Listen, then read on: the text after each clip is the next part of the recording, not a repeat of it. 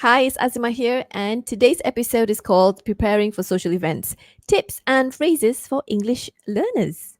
So, just recently, my English teacher from England, Miss McGowan, came to Malaysia. She paid a visit to us, her high school students, and it all happened thanks to our teacher, Mr. Sibbald. We just connected through Facebook and we organized this, and it was just wonderful. So, I was really thrilled to catch up with my teacher and my high school friends who are Malaysians themselves. We all were students back in high school when our parents pursued our studies there. And then, even after returning to Malaysia, we managed to stay in touch. So, anyway, there were four of us, and my sister, and me, and Mrs. McGowan. So, we were like looking for the best place to take her to. So, we chose the one 1958, which is Chef One's restaurant, just to show her some Malaysian dishes and experience the beautiful ambience there. And it turned out to be the perfect choice for the six of us. But was I nervous about the event? Absolutely, we all were. I mean, it's been more than 20 years actually since we last saw Miss McGowan. And I still remember my 16-year-old self back in school, skinny, reserved, polite. Yeah, that's great. But, quite intimidated and shy. That's how I remember myself. But anyway, I did wonder, like, oh my gosh, what are we going to talk about? What am I going to wear? What if my English didn't flow smoothly? What if my words stumbled awkwardly? What if I have nothing to share? Yes, those thoughts actually raced through my mind, even though I teach English and communication to you, dear listeners. Anyway, I'm opening up this episode with the story of my reunion because today I want to share some tips on preparing for a social event, even if you struggle with the English language. So, hopefully, by the end of this episode, you can overcome your nervousness and tame that awkward feeling you have inside of you so that you'll come out happy and excited. And you can apply these tips to any social gathering like dinner events, birthday parties, workplace related social events, etc. All right, so let's begin with tip number 1. Know the guest list in advance. Now, I say this because it's going to help you form a clear goal in your mind. What or who do you want to connect with, and how are you going to approach them? Who will be friendly and extroverted, who might be a bit reserved, and who would welcome your friendly face. Now, for learners, you can actually do this by preparing mentally to even anticipate the fluency level of English that will be spoken there. For example, will the guests be speaking in fluent English? Do they have an accent?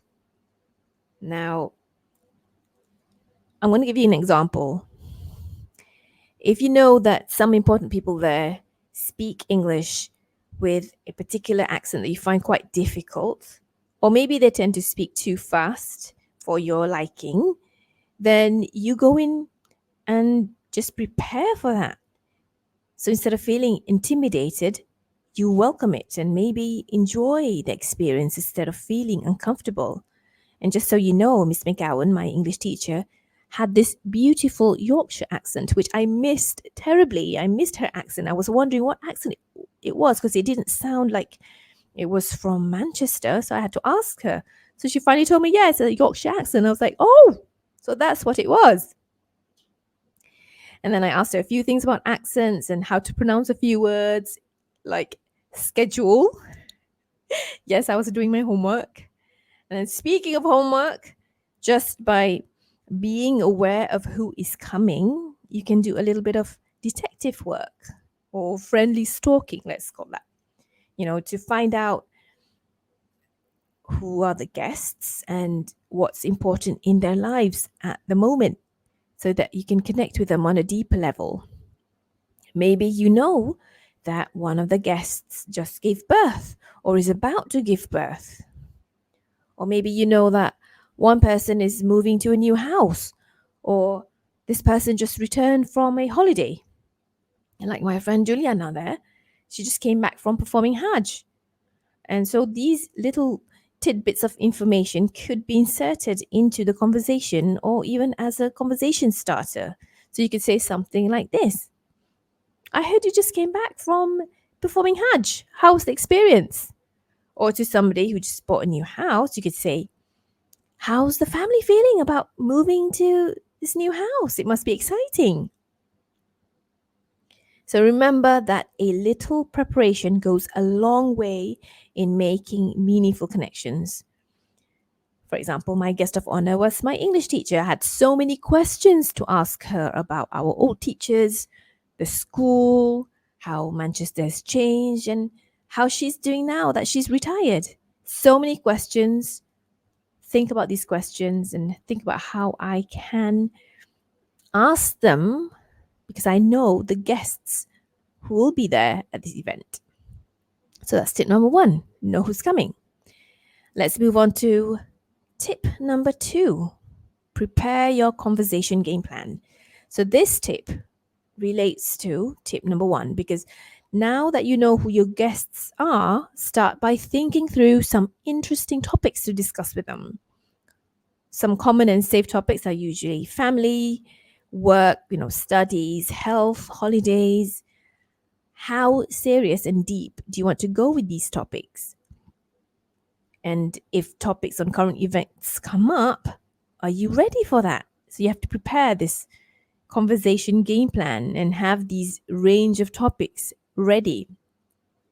Now, obviously, you can't suddenly bring up these topics without warming up first. So you do need to know how to start the conversation. You should still say, hi, great to see you here, or hello, how are you? Which is common. You still need to say these things. So now I want to share some alternatives to how are you? So you can say, how have you been? What have you been up to lately? So those are really great alternatives to how are you?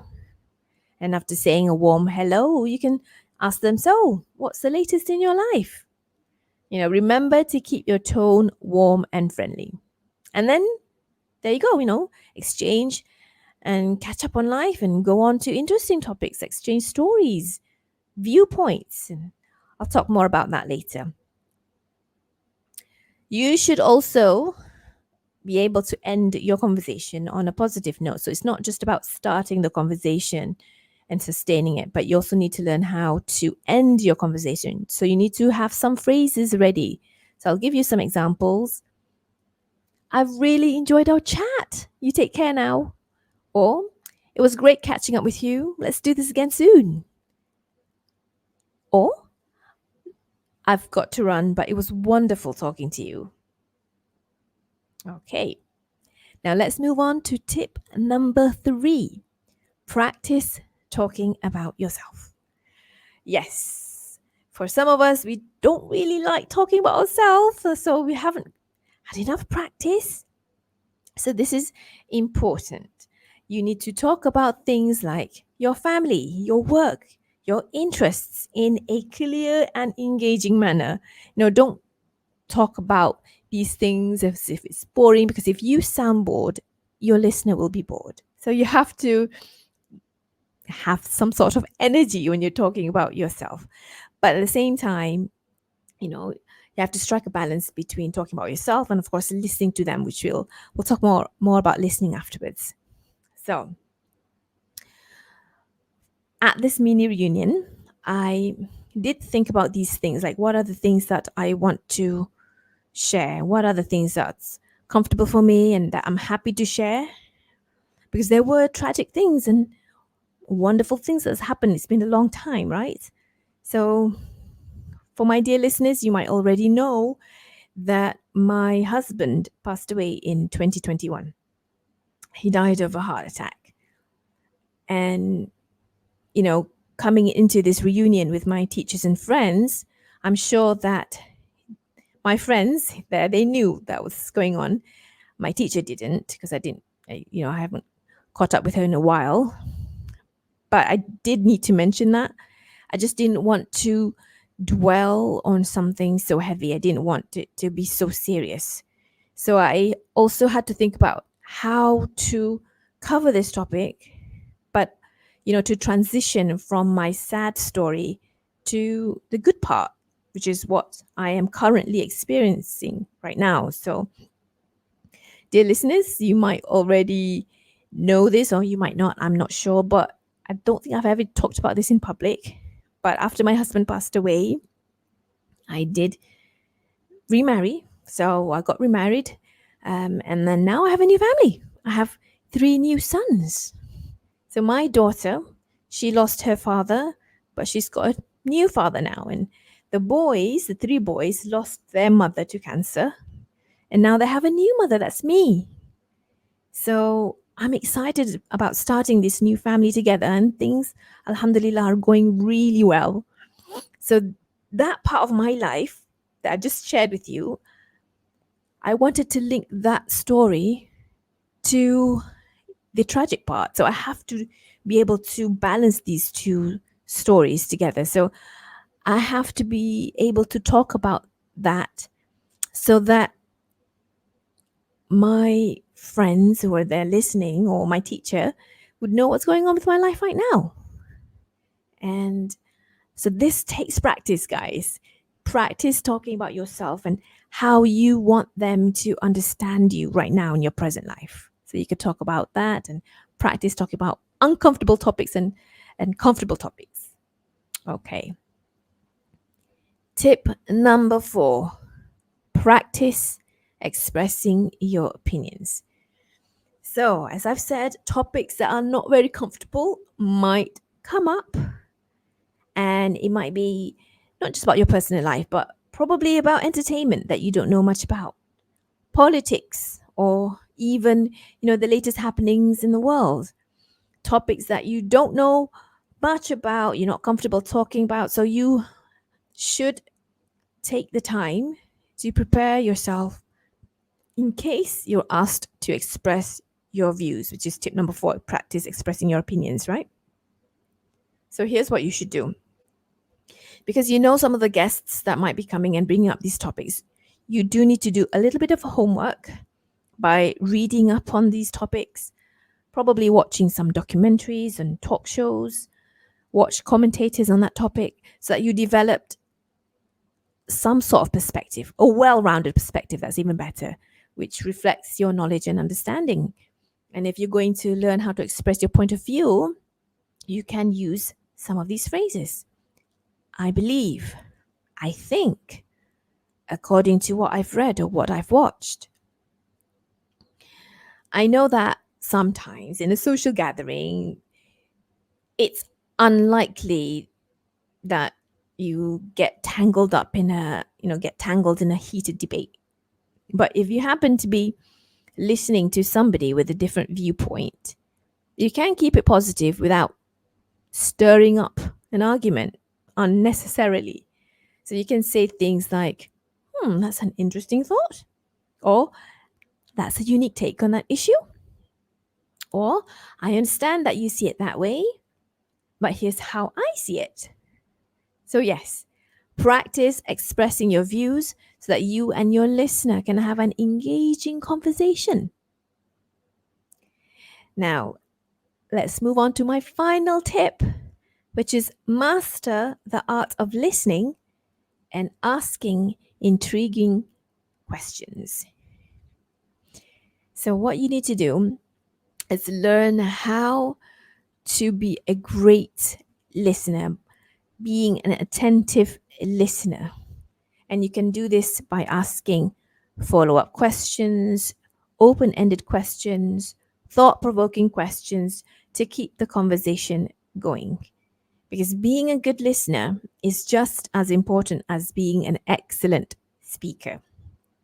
For example, your conversation partner tells you that she volunteers at a shelter, for example. So you can say, tell me more about the experience. So this invites her to tell her story. And you can have a great time by listening to her story, what she's interested in, what she's doing. And then you have a great time asking more questions and sharing about you. So then you have a lot to talk about, and you should worry less about what you want to say because you're so engaged with the story and asking interesting follow up questions. So that's it, guys. I'm going to do a quick summary of the 5 tips. Number 1, know the guest list in advance. Number 2, prepare your conversation game plan. Number 3, practice talking about yourself. Number 4, practice expressing your opinions. And number 5, master the art of listening and asking questions. In all, it's all about being mentally and physically prepared, along with practicing some interesting phrases that you can bring into these conversations. Remember, practice makes progress, so don't hesitate to implement these tips in your daily interaction. Thank you so much for listening. I'll see you in the next episode. Bye for now.